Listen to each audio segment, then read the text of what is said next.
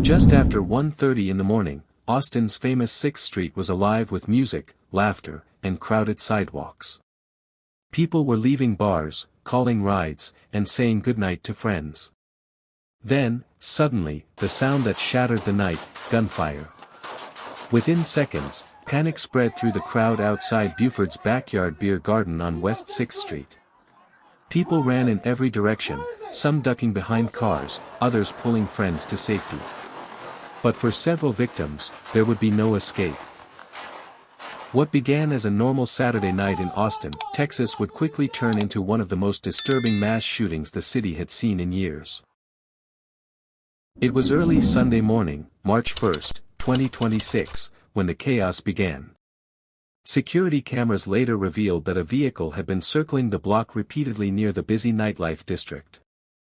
Inside the SUV was a 53-year-old man named Ndiaga Diagne, a Senegal-born naturalized U.S. citizen who lived in nearby Pflugerville.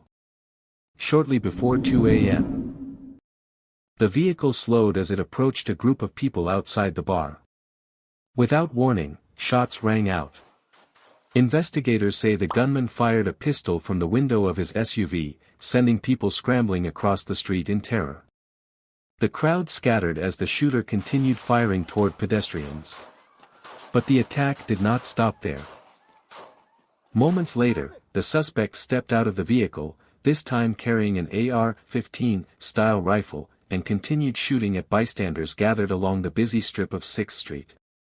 What had been a lively nightlife district seconds earlier became a scene of confusion, screams, and flashing lights.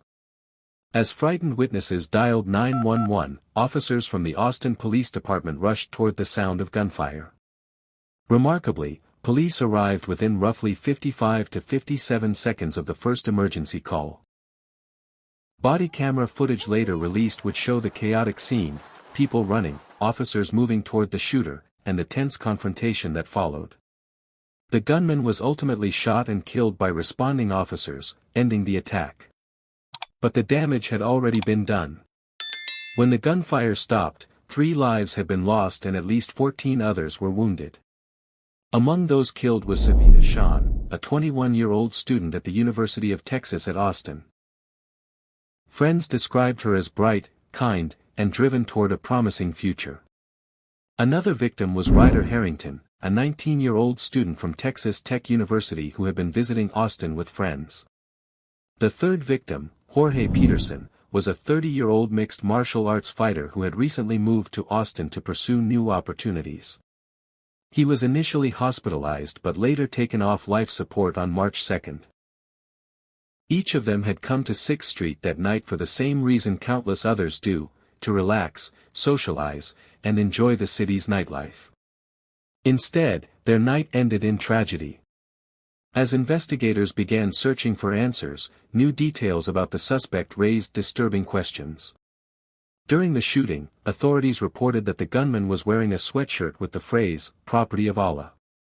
Beneath it, he wore a shirt displaying an Iranian flag design. When investigators searched his home, they reportedly discovered additional Iranian imagery and photos of Iranian leaders.